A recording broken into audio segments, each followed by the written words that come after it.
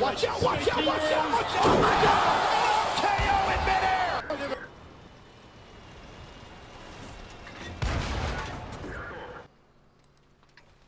Hey, what's up everyone? And we're back today, and we're actually going to be looking at the first of these Swedish mediums. I'm doing hopefully a video on all three. The hell of an XP boost. I went from tier 8 to tier 10 yesterday. 5 times are great. But something to clear the air first. I'm not going to try to make this video or any of these videos rants about how they were nerfed. Yes, they were nerfed. There were some pretty significant ones. I think the tier 8 probably got hit the hardest in terms of its usability, which is this tank right here that you see on the screen. But yeah, so obviously DPM got reduced on this, as well as the aim time got increased from 2.1 to 2.5 seconds. But it is what it is, and there's not much we can apparently do about it. I don't know, but it's disappointing. So what are we looking at in this tank? Looking at a tank. It's kind of unique. It's obviously tier 8 medium line that has kind of a unique ability with the pneumatic suspension. It's similar to the siege mode in the TDs, in that when you go below a certain speed, you basically get increased gun depression and such like that. So I think this thing, when you're in that suspension or the pneumatic suspension mode, it decreases, or you can have your guns about 12 degrees of gun depression, I believe, something like that. So that's unique. The tier 9 and tier 10 actually have armor that you can bounce stuff with because of the angling. This thing, the tier 8 has basically no armor. You may get some weird bounces of like low caliber guns, I think 105 or lower possibly, but really you don't want to count on it. And honestly, just But what do these things do well in terms of capabilities? It'd be mostly the the gun depression. Also, pretty good agility for the tank. Not anything crazy. You're not going to want to be circling stuff in this because obviously you can look at the DPM on it. It's 360 alpha and it's 10.69 second reload, which is pretty bad. With pretty poor accuracy to boot. 0.38. Though we did just snipe the defender's cupola, but that's beside the point. The accuracy is not great on any of these tanks. The tier 9 has the best, but we'll go into that in the next vid, probably tomorrow. But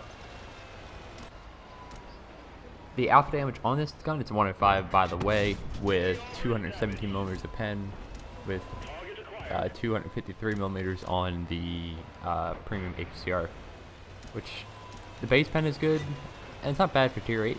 This tank's penetration is not bad for a tier 8 medium. It's actually above average, I would think.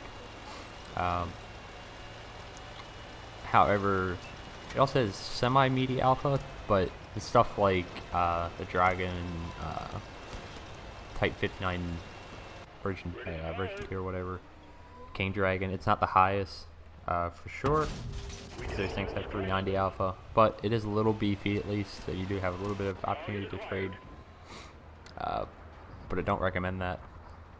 But you can see the slow reload time. It's really kind of a killer for this tank in terms of DPM. You kind of need to have tanks just sit out in the open for a while, and it will add up eventually. But you really got to be patient with this thing. You don't want to waste shots at all. Again, I said 2.5 second aim time on the gun, 0.38 accuracy. Not great, especially considering the strength of this tank. Is kind of a mid-range sniper like this, using the camo and bushes to not be spotted, because again, you don't really have armor, so you don't want to get lit up at all. But that is a good strength of it. It does have pretty good camo, and I said, combine that with the 12 degrees of gun depression when you're below a certain speed, or stationary, you can get some pretty sneaky positions overall. If this guy, he knows I'm here, and obviously he starts aiming, and everybody's back up, and he's gonna shoot right. Yep, and pick back up and hopefully take him out. But the cons, again, very weak turret or very weak armor overall on this thing, which makes it, if you get spotted, you're probably going to take damage. That's usually the kind of scenario with this thing. Hence why I'm trying to avoid getting lit up at all costs in this game. And overall, you just don't want to be exposed to fire in the tier 8 because it has basically no armor to speak of whatsoever that's useful. It does have decent view range for tier 8, which is 390. Not too bad, not too shabby. Combine that with the camo, you can utilize view range pretty well. I think this thing kind of fits my playstyle. I may make it look a little better than it actually is, because it's kind of similar to light tanks in that you're going to want to rely on positioning and view range to kind of do well in it. And you're not going to be flying around the map as much. It's not slow at all. It's pretty quick, pretty decent agility as well. But with that pretty poor DPM, you're not going to be circling tanks like you traditionally would in some other medium tanks that are in the game.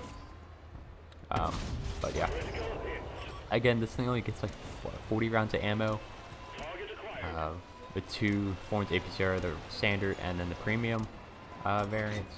I don't carry any HE, but you could probably carry 2 if you wanted to.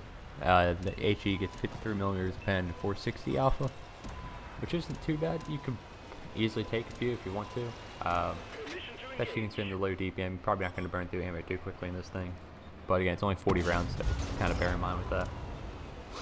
But yeah, again, really a support kind of medium tank gameplay. You saw this game wasn't really outflanking people. Here we, yeah, it's correct by physics, but and APCR does mean you have fairly fast shell velocity, which is nice, and basically you can get some weird bounces on smaller guns like that based off angling, but you don't want to rely on the armor on the tier 8 at all, because the turret's not very good. The turret is not good either, because it doesn't really have any sloping, unlike the tier 9 and 10. But again, the biggest benefits of this thing, even after the nerf hammer on it, is the gun depression stealth capability, I guess, and sort of view range. But other than that, compared to other tier 8 mediums, it's a little underwhelming. And while I did pretty well in it yesterday, I can imagine grinding this thing stock would be really a pain. So I've heard some other people, some other opinions on it. And honestly, this is probably the one that could hit the hardest in terms of receiving nerfs. However, you can make do with what you do, I guess. But it's still playable. But if you're looking for a tier 8 medium that's sort of like this playstyle, I personally would just recommend the Object 416. You get less alpha, but you get a much better gun, better rate of fire, just better gun handling and stuff, and you get probably very similar camo values, to be fair. Less gun depression and stuff, but overall you get a much better platform, at least I would think, overall, if you're looking for a comparison to this tank. It's sort of the same kind of play style, minus the gun depression part, but both are kind of the sneaky medium to tier 8, however. But it's not the most painful tier 8 I've probably played, but it's, again, I played them all fully upgraded because I don't want to play stock tanks, unfortunately, anymore. That's just to me. So I can't really tell you what the grind is like in that kind of sense, but from what I understand, it can be a little painful, especially if you don't have like fully upgraded engine or anything like that. But we're on to the second game. Talk a little bit more the I guess the gameplay and how it applies with this tank. So you can see we're gonna take a Umber on Swamp, by the way. I guess it's obvious stuff you can read, but taking a pretty early typical position. I take a pretty similar playstyle to where I take my light tanks in these so far. Tier 10 maybe is an exception, just because they have very similar playstyles for more passive scouting, I guess, because obviously you're not rolling around active in this thing. But yeah, so also equipment loadout on this pretty typical. I'm doing, I think it's optics, gun rammer, and vents, I believe.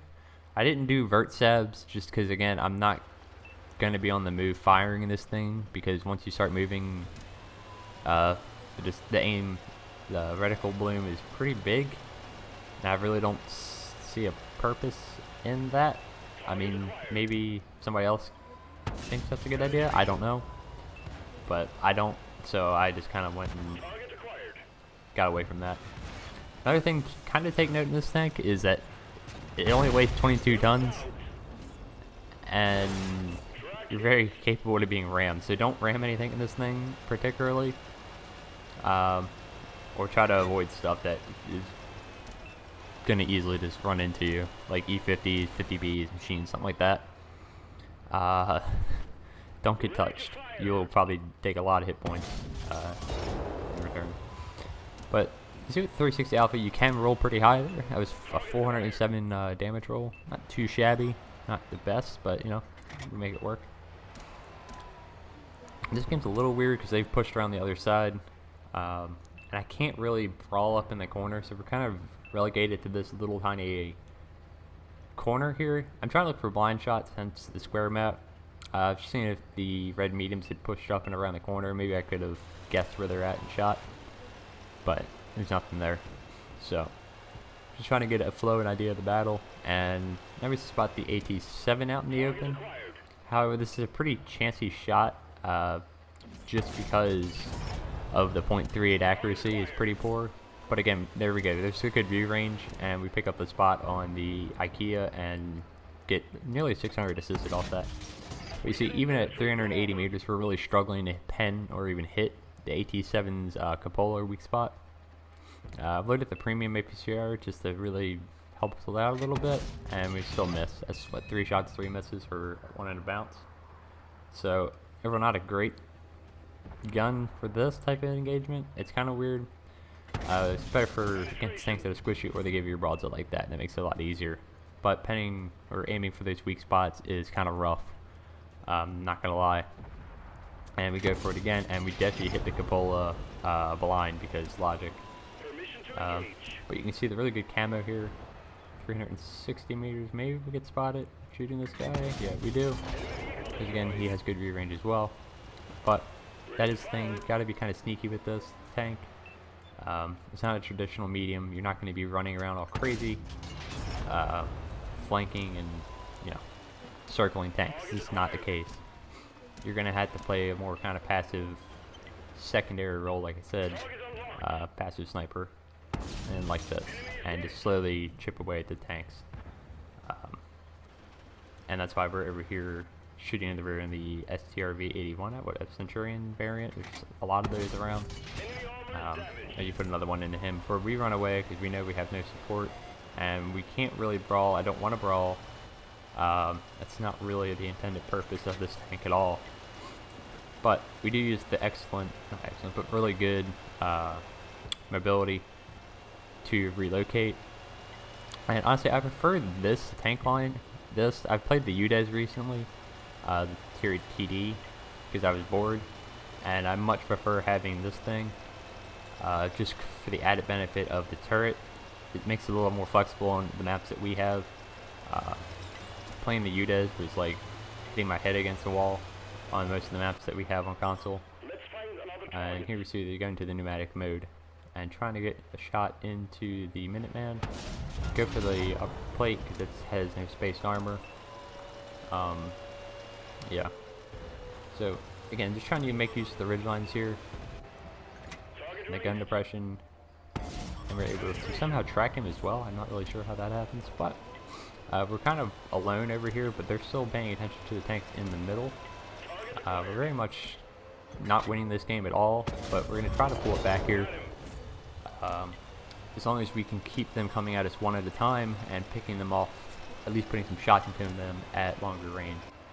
And if you pick up the spot on the enemy UDES and put one into him, and that's good for us because, you know, I think it's only tier 8 tank left, and it's pretty squishy, so it's good for us. Main worry here is artillery, because artillery will mess this tank up. It's a large, flat, thinly armored tank, so it will probably pen you if it hits you.